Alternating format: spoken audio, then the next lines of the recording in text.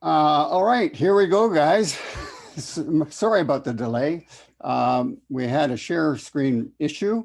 Welcome to the trekking Mount Meru and Kilimanjaro slideshow.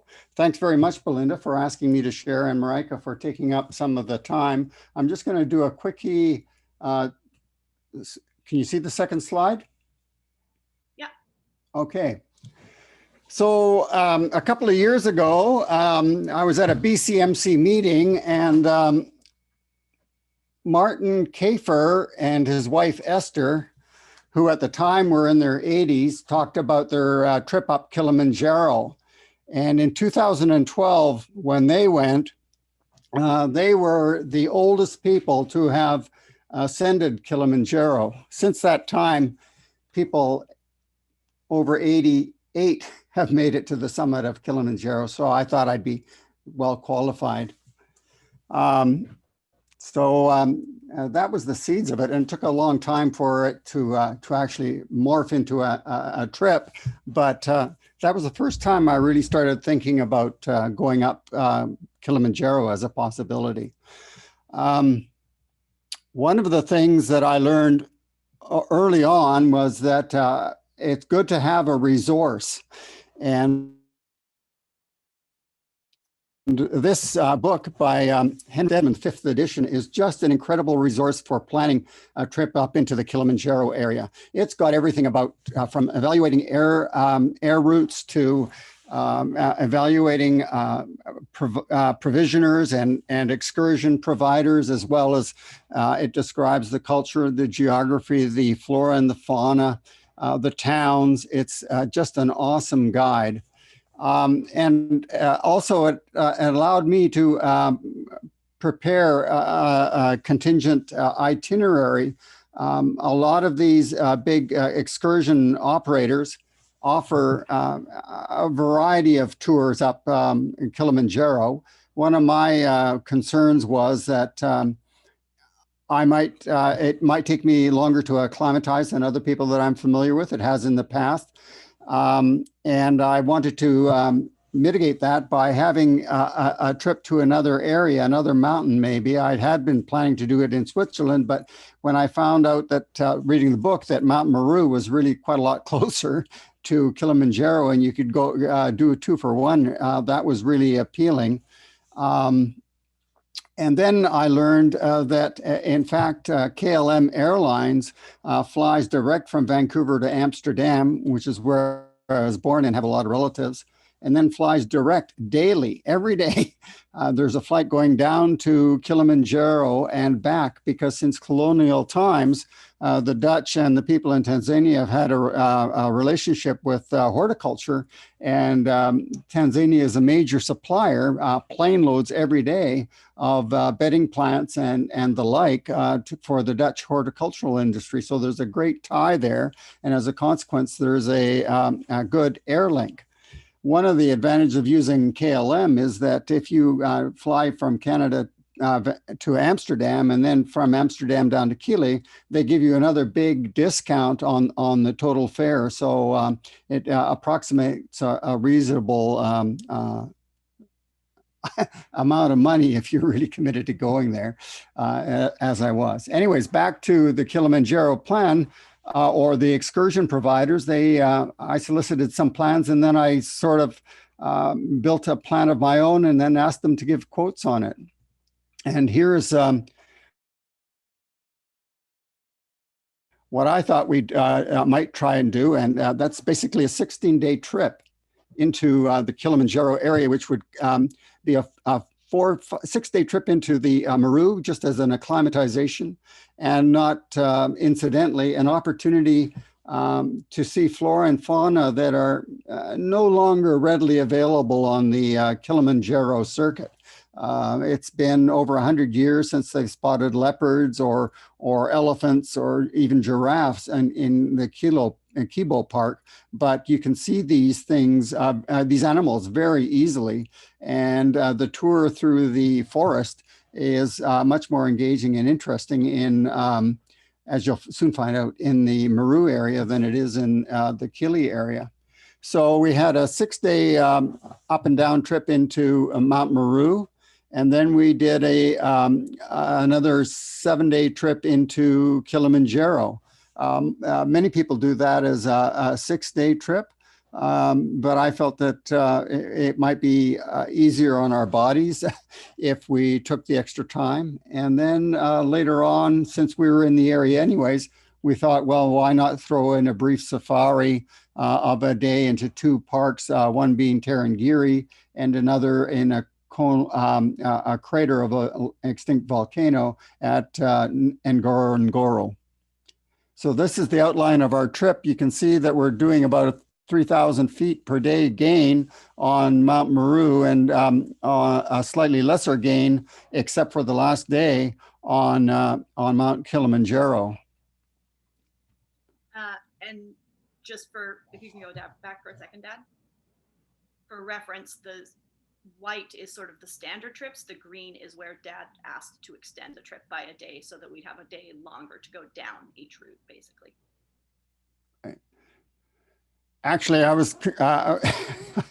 was concerned about my knees because I've got moderate osteoarthritis, and I had some hyaluronic acid shots on my knee, which actually worked really, really well.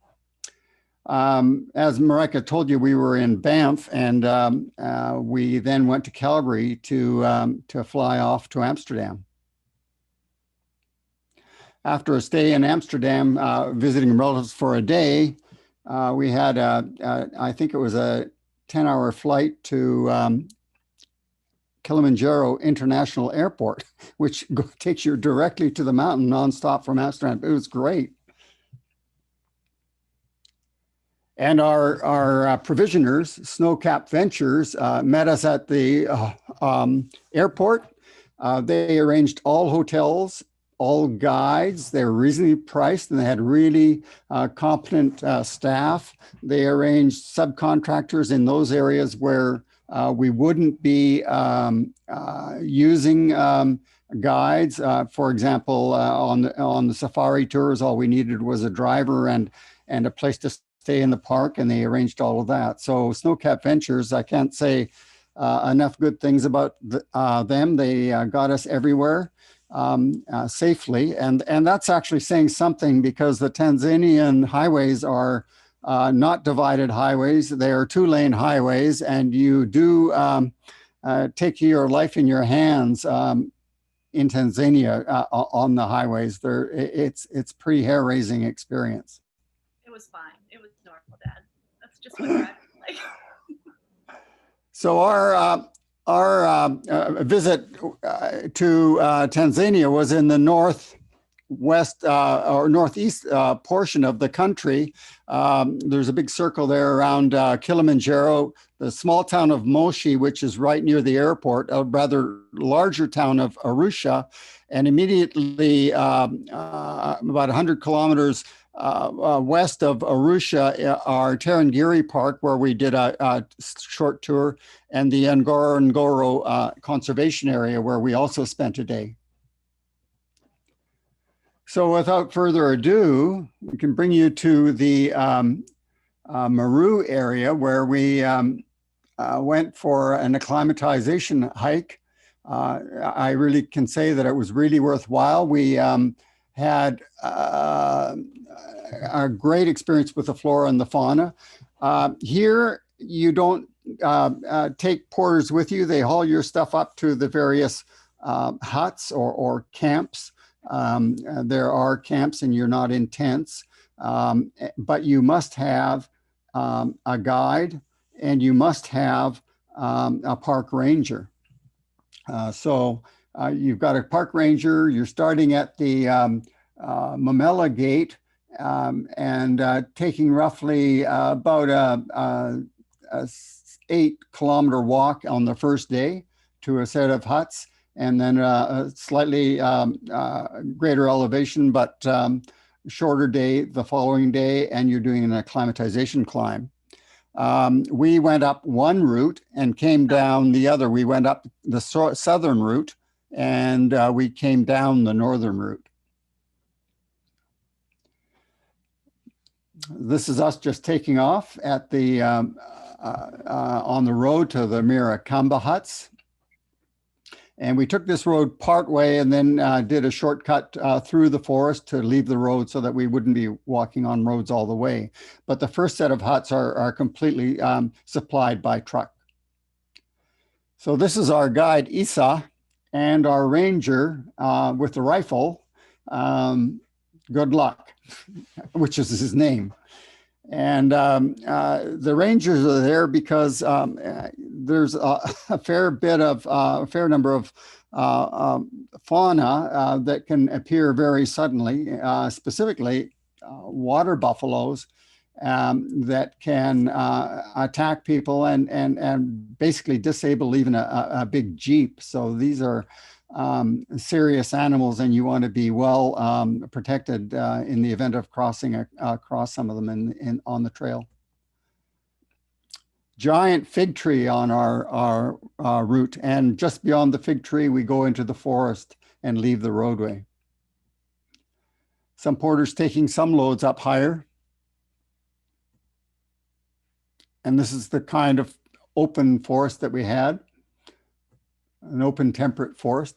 These are everlasting flowers, members of the daisy family. There's lots of flowers and of all sorts in this lower area of the forest going up Meru. Again, more water buffalo skulls and the remains of probably an encounter with some truck. After a few hours, we get to the Miriakamba huts, and this is the dining hall in that area. We spent a night there and then continued up towards what are the saddle huts, just above, passing mushrooms.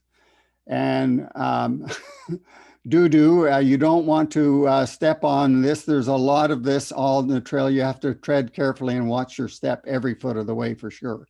I think we spent like an extra half hour going up because every piece of food, Dad had to know which animal had pooed it. Where is that? There were a lot of Germans in our party as we went up, and here are some of the porters as our hiking party is having an afternoon lunch on the second day. And we're getting our first glimpses of Kilimanjaro across the way. It's about 100 kilometers away from us at this point. It's an incredible, beautiful forest. Haplocarpa, another little flower there. And here we're just approaching our second camp at the saddle huts.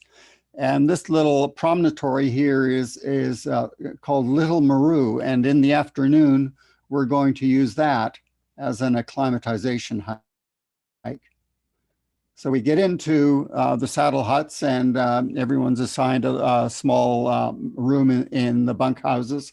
There was another group of young school children there that had some difficulties later on the following day when we went to the summit. Maybe Marika can tell you about that.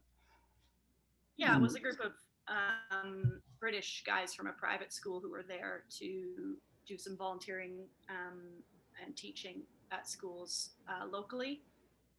Yeah, and I'll talk about the other part later. But yeah, they were in the saddle huts at the same time. And we'll talk about the. Yeah, so we had cell phone chargers with us. So we charged our cell phones and our camera batteries. And there were lots of grasses in lobelia. Isa, our guide, they really are tutored in and want to share with you all of the information that they have around flora and fauna, and they take a lot of time to explain about all of these good things. It was really good to hear him. It was really, he really made the trip interesting. Here we are at, sorry? Isa in particular was very knowledgeable about This is what the saddle huts camps looks like. And this is called a red hot poker. It's a Nephophilia Thomasini plant. It's quite striking. And at the top of Little Meru, we can see our itinerary for the next day.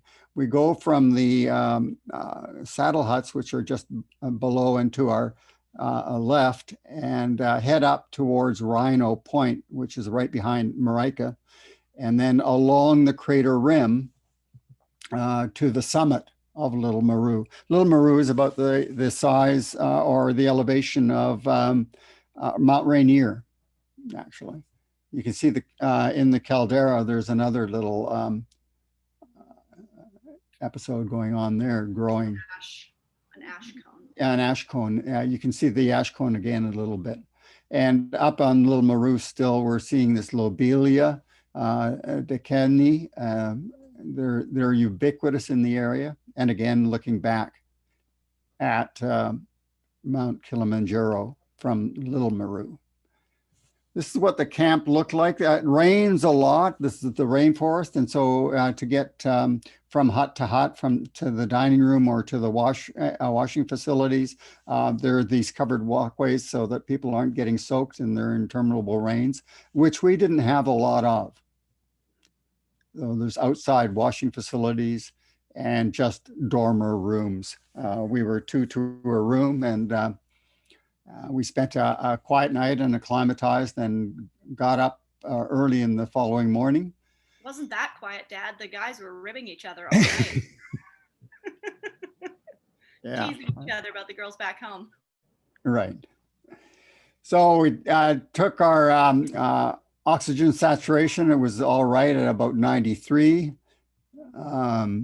So that was good to go. And early the next morning, we took off for Mount Meru before first light, actually. And that was on purpose so that we could get shots like that of Kilimanjaro with the sun coming up. So this is going over that Rhino Point that you saw earlier. There had been a couple of fatalities on that. It's not a very difficult walk at all by any means, but a slip can be fatal. And so they did put in these chains, as we see in a number of areas. The way Dad felt about the highways was the way I felt about that portion of Meru. So we're just getting up there. It's getting a little brighter, a lot of mist and down in the valley, but it's definitely clearer up here.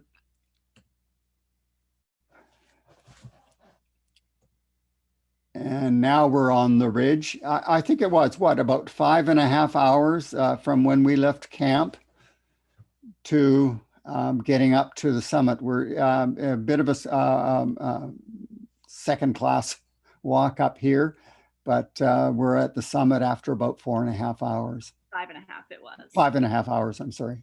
Yeah. Radio towers on the way back down. It was a pretty easy hike getting back down there. And here we are heading up to Rhinoceros Point again. Just looking back. Oops. Me at my most unhappy. Getting a high five and giving a high five to our guide. Very happy about that. It was still pretty dry, and after spending the night at the deserted saddle huts, because everyone else had gone down the day before, immediately they came down from the summit of Meru. They made their way down to the Mariakamba huts. We decided to spend the night at the saddle huts. And the group of guys from England had summited Kilimanjaro Meru a couple hours before us. So they were napping, finishing their naps and getting ready to go down to Mariakamba huts when we got back to saddle. And they took off and left. And within a couple hours, one of them who had been struggling, they were sort of coming down from the summit as we were getting to it. And one of them had just gotten awful heat stroke. And they got him, I think, halfway down, not quite halfway down to Mariakamba, and he fainted. So they had to bring him up and deal with that all there. So that was a bit of unforeseen excitement, but he was fine and it all got taken care of. But yeah, it was interesting to see everybody jump into gear dealing with that. guides running and helping him back up the mountain to rest here and stuff like that. Yeah, at this stage, by the saddle huts, there's no road access. The road access ends at the Mariakamba huts. So this is all manpower. These people had to this young guy had to be carried down, basically. We got some blue monkeys and some impatiens. And after a couple of hours, we were down back into the clouds for a night at the Mariakamba huts. People like to come down right from the saddle huts and go all the way to the gate, because that way they arrive at the gate at the end of a day, and they can make it to a town, Arusha or Moshi, for the night if they want to. By interrupting or not following the regular flow and taking a fairly easy day to here, it meant that we had a longer day to do some exploring on our way down to the park gate. And as a consequence, we saw some things that we might not otherwise have enjoyed. So Marika is still taking care of a podcast. And we're at this stage, we were looking in this field. And actually, I was looking because I thought we were in this particular area of the mountain. I had seen I was pretty sure I'd seen a black orchid, and orchids have been spotted in this area. And so we spent a little while looking for a black orchid, but sadly didn't find it, and therefore no picture. But we did find yet another skull of a water buffalo. And on the way down, we're now back to the flatter part of the terrain, very near to the park gate, a couple of kilometers away, at something called Tululusia Falls. And we had some nice photos there. And just right after seeing the falls, we were in giraffe country. And they were remarkably, took very, very little notice of us. It was really nice to be able to walk and get up so close and walk through the park with these animals. It's not something that you can do very easily in the Kilimanjaro area. And it's nice to see the water buffalo from a distance and with water in between. Felt very safe. And the monkeys around the park gate were ubiquitous. Again, these are blue monkeys, and blue monkeys are neither blue, nor they're just gray or brown. And this is our guides giving us a little certificate. The Ministry of Tourism in Tanzania is really, really great about making this a rewarding experience for their guides and or for their clientele. They go out of their way to make sure it's an appealing experience. After Meru, we went to the town of Moshi for the night, where we stayed at the Leopard Hotel. And then we went to Kilimanjaro, which actually is closer to Moshi than to Arusha.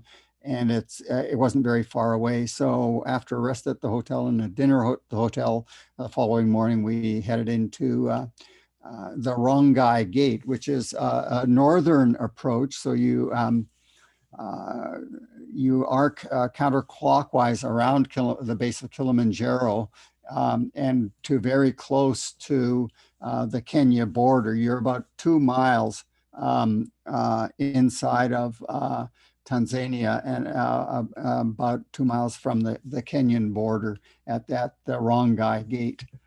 The Rongai Gate route. Dad? Yeah.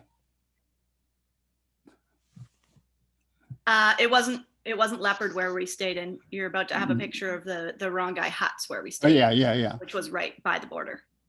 Yeah, no, for Kibo, we stayed at the Rongai Snowcap Resort, which is in the picture here.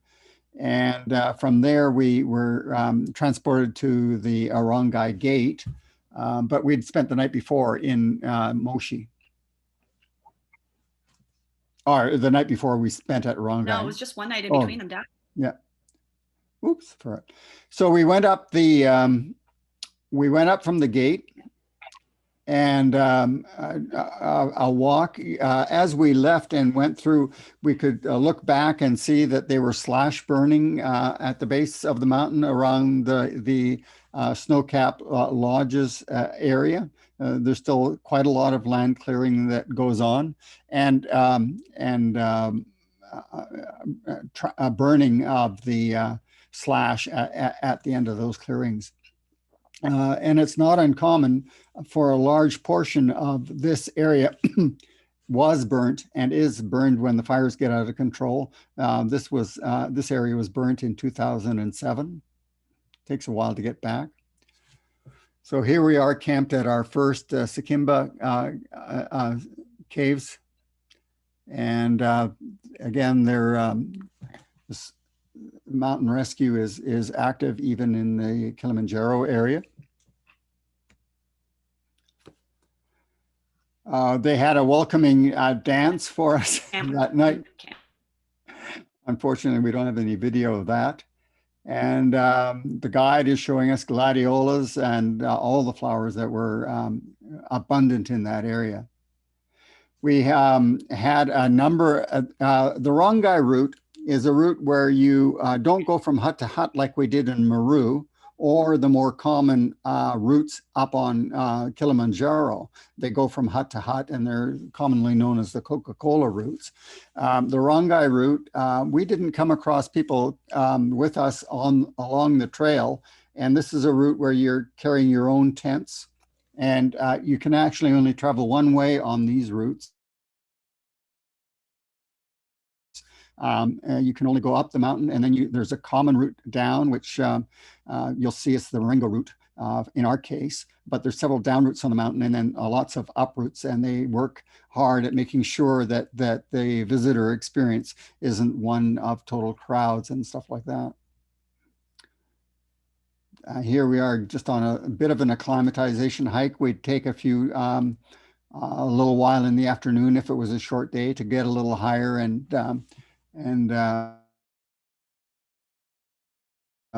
get a little bit more acclimatized. Here we're entering the heather and moorland zones between 2,800 and 4,000 meters.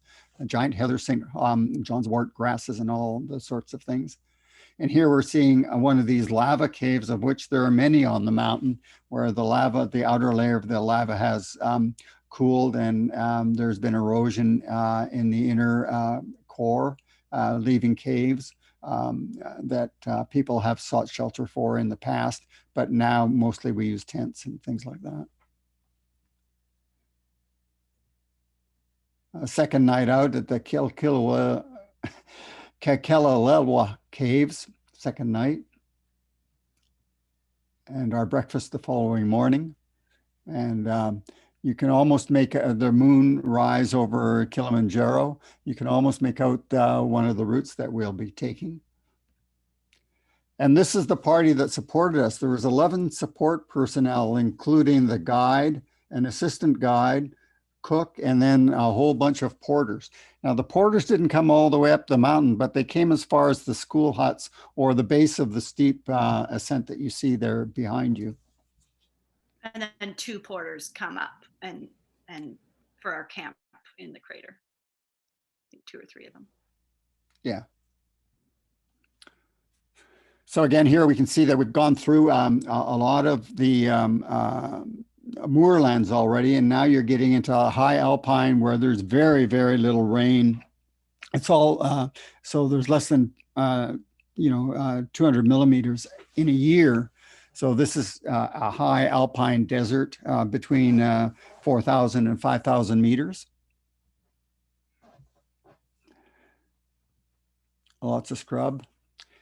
We decided to take a variant on the Rongai route, which would add another day to below a sub-peak Mount Moenzi, which is part of that, was an earlier volcano that erupted and blew up. And what we would do here on this day is head up to the first set of bluffs that you see, again, just as part of an acclimatization exercise. And this is their warning to us. And it was always pole, pole, pole, pole, slowly, slowly. The guides are definitely ensuring that people don't get ahead of themselves. But we did quite well, acclimatized. We'd had 3 or 4 extra days, a total of 6 days actually at elevation on Meru. So we had felt little effect, or at least I felt little effect of mountain sickness at these lower elevations. We did do some climbing on this last set of bluffs, and there's Marika heading up. And you can see the Mwenze Pond and the route that will eventually take over to Kilimanjaro as well. Yeah. And the following morning, it was July 20th, and that little pond that you saw from up above has frozen or is freezing. So it was pretty frosty on July 20th at that elevation. Here's our cook and crew taking loads over to our last hut, our last stop before going up towards the summit. And in this instance, we camped on the summit. I wasn't sure that I'd make the summit if I didn't have the incentive of actually having a tent up there. It looked like such a long ways to go. And it was a long ways. It took like hours to get across that stretch of desert. We're now en route to the school huts, and the standard route on Kilimanjaro is becoming quite apparent. That's the Merengue ascent route. And we will do that the following morning. So here we are staying at the school huts, which is where Outward Bound had a school. The individual who owned the resort, Snowcap Resort, actually was a member of parliament and had connections, and he enabled, back in the day, the early 1950s, Outward Bound to negotiate some terms, and they, in fact, built an Outward Bound school at this particular area. And it helped him establish his resort as a base for the Rongai route up onto the mountain. That was part of the school. It has been not in use for a long period of time. The following morning, very, very early again, we got up to make our ascent, our final ascent to Kibo summit. And you're looking back at Mwenze. And here we are on that great stretch of trail that you saw just a few moments ago. And early on, there's something called the Hansmeyer Cave, very low down. So this is us at the Hansmeyer Cave 2 hours after leaving our camp at about 15,900 feet. And 2 hours after that. Sorry? I was saying that's where the acclimatization really started to hurt for me. Yeah. I didn't have that much problem there, but Marika was definitely feeling it, and it made a big difference to have had the time to experience that she might get a second wind. And actually, very shortly thereafter, she did get a second wind, and it was away to the races, or at least it was easier than that. I got the second wind because I could tell that you and the guides thought I might just collapse. I had to prove that I wasn't going to.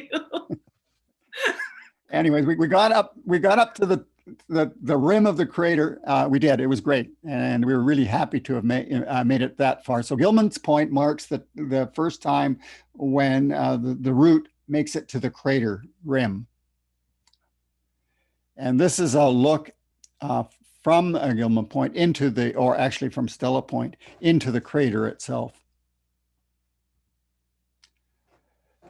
Shortly beyond, maybe 15, 20 minutes beyond Gilman Point is a point called Stella Point. And there a trail takes you down into the crater if that's what you want to do, or along further to the summit of the mountain.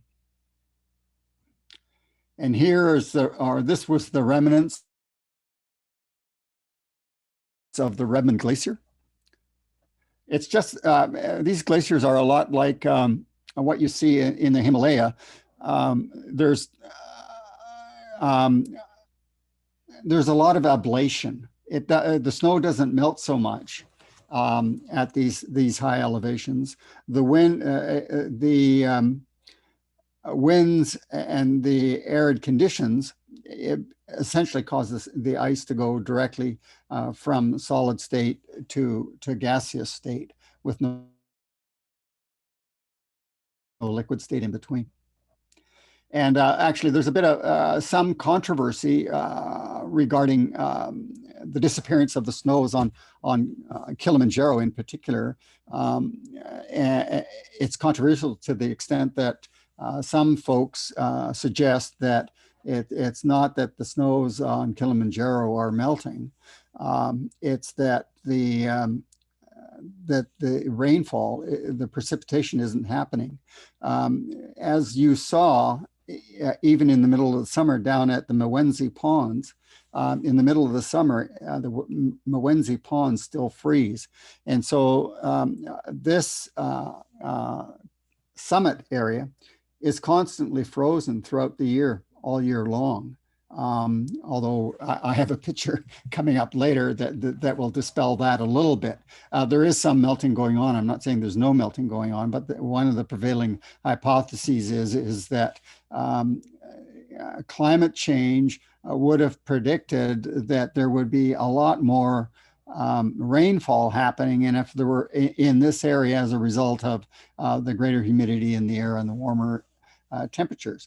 But that is not what's happening on Kilimanjaro. So there's still lots of hypotheses to test and to think about. And people are doing that, of course. But definitely the snows are shrinking. Some of our friends went up here 20 or 30 years ago, or 40 or 50 years ago, and there was a lot more snow back then in the day than there is today, for sure.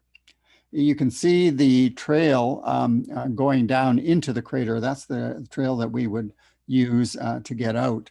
And here is us at the summit of the mountain. Boy, are we looking happy. It was fairly cold and fairly windy, I'll tell you. But it was a great feeling to be on the summit of Kilimanjaro. It was cold enough that the tears were just freezing to the side of my face. We went up beyond the camp. We continued, or beyond the signage, and just beyond the signage, there's a gully that leads down into the crater. And in this shot, you can see our tents at the very two small tents at the base of the rock slope in the center of the shot. Green and orange, if you can pick them out. Yeah. Here's one of these white-necked ravens at 19,500 feet. And here's our camp, and we've just come down this slope. Our cook and a porter brought the green tent and an outhouse tent as well, and set that up. And so they were completely set up by the time we got down to our camp.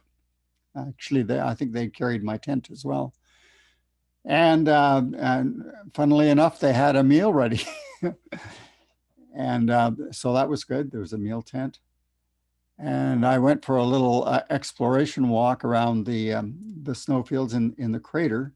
And as you can see, it was melting on that day in the crater. So there is a little melt going on for sure. And that's Mount Meru and Little Meru in the background. So right from where we took another photo a few days ago.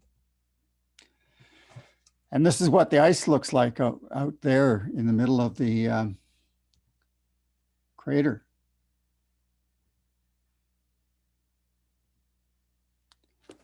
And that's a picture of how the caves form on the lava as the lava flows. So these kinds of caves are what we saw earlier on, lower down at the lower elevations from they were parts of long lost lava flows or long covered up, overgrown lava flows. Oops. So we had an early morning to get out of our camp. We spent the evening in that area, took some photos, and then very, very early the next morning, it was going to be a long, about a 20-kilometer hike down to the Rombo huts. So we had to get started quite early. And here we are back at Stella Point. You'll notice there's all sorts of other people in the background of the photos, people who were still on their way up. They weren't going down. And here, if you look at the bottom bottom center right of the screen, you can see the marks of some people heading down that great ramp that we walked up. There's lots of boot shushing and boot skiing going on down this hill. It was just incredible how fast we got down that particular piece of terrain. And you can see down here, also down below us, in the on the right side, about middle, just a little above middle screen on the right, you can see the Kibo huts as part of the Merengue Trail route that you can see going down on the right center of the screen. Marika had a bit of a hand from the guides getting down there, skipping and shushing down. By this point, I'd been feeling sick for about 24 hours. And the guides made us meals or had meals ready for us at the rest Kibo spot hut. at the Kibo huts. Yeah. And this is looking down what we had just shushed down earlier, and the remnant of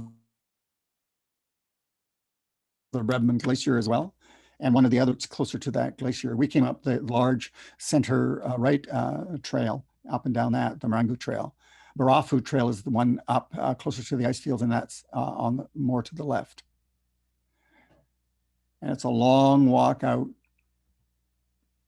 And in several places they have these in case they need them for folks. And here we are at the Rombo hut. And I think I have.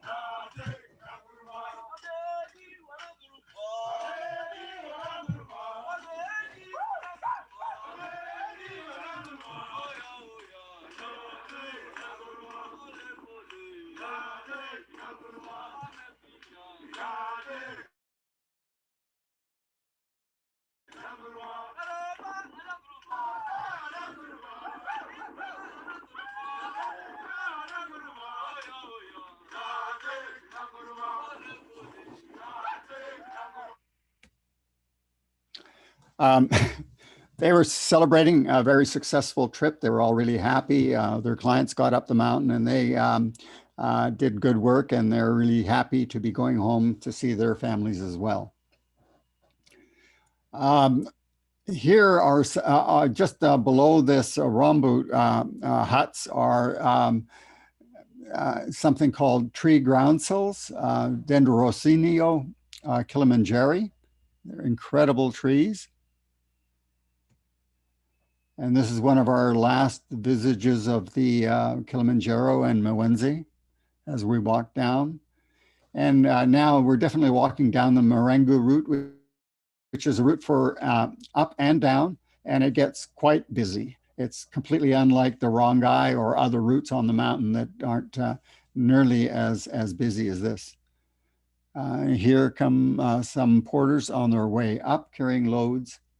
And this is these are the hordes of people going up and down and crossing, passing by each other on the way. Some of the remains of the forest fires in the couple of years ago. That was a 2008 fire in this particular area. And these are the Mandera huts.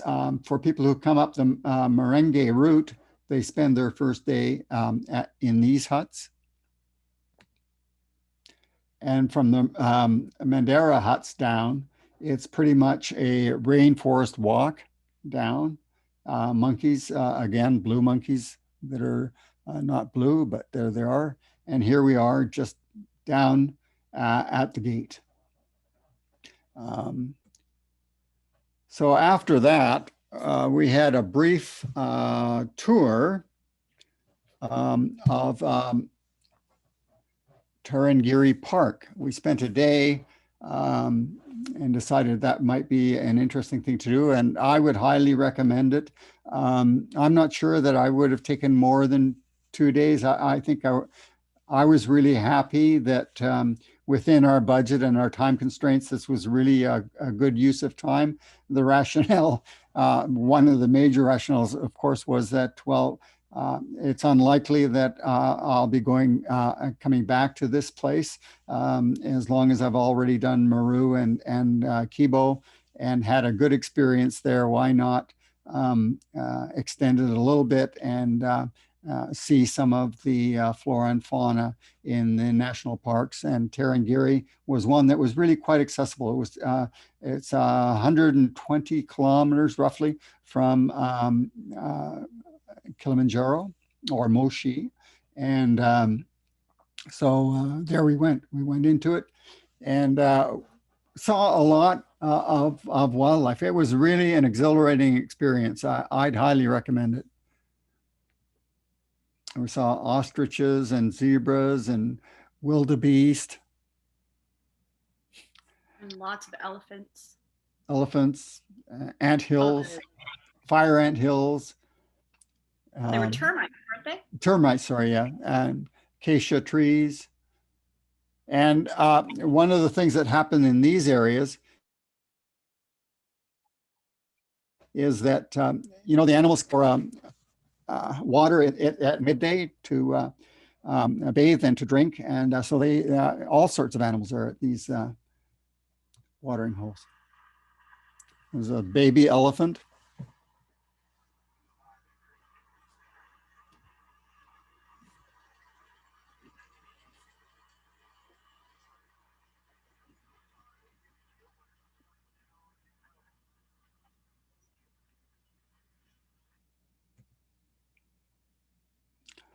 And there's a lion here. Now, one of the things about our driver and all the other drivers, they're all on the radio at the same time. So if somebody spots something, if somebody spots a lion and he's in one part of the park and a client says, oh, there's a lion. Well, the next thing you see is this.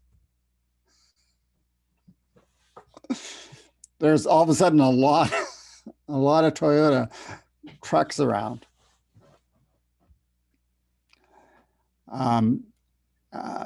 Lots of giraffes in the park. It was cool to see them. And yeah, we toured through the park most of the entire day until later on in the early evening. The sun is starting to set and we're seeing some elephants. And this is a biboa tree. And we got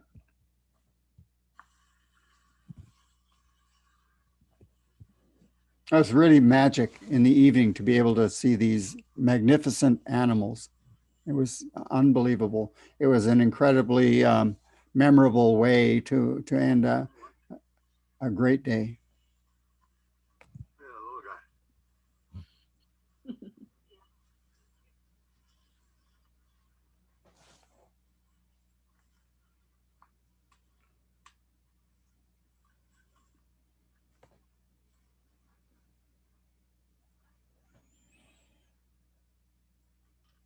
Doing a time check for you, Dad. Let's keep moving. Okay, great, thanks. And at the end of the day, or just after seeing the elephants, we went to Tarangire Lodge where we spent the night. And this is just at sunset. It's an incredible setting, an incredible lodge. all We were along put up, there.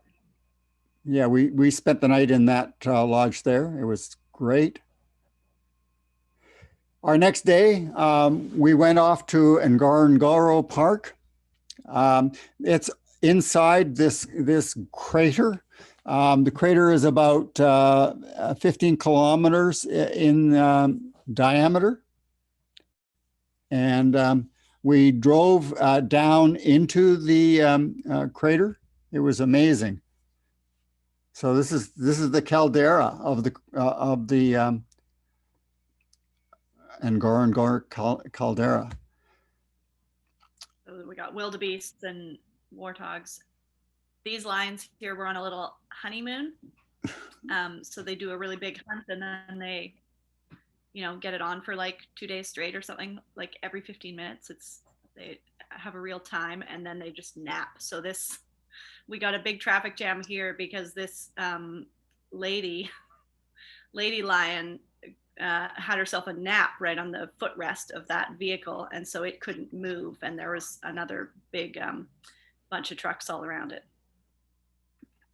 So it was a bit of a jam up. These lions are fairly tame. They were tired out. Yeah, they were tired out and they wanted shade and they didn't want to move. Yeah. These are the big water buffalo, I think. Yeah, water buffalo. And Marika's got a big story about this guy. Not a big story. This poor rhino. The guides like really want you to have a good time and really want you to see all the animals you might want to see and the big five and all that. So everybody was really determined. Our guide Eli was really determined to have us see this rhino.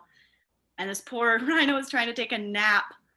And there were just lineups of these Toyota cars trying to see and take good pictures of the rhino so that you can see this car drove up and honked and sort of antagonized it to get it to stand up so that everybody could get their pictures. And it was just, the poor guy just wanted a nap. I felt really bad about it, but it's kind of a cute photo. Thompson's gazelle. And because this is just a still, we needed to see that these guys moved.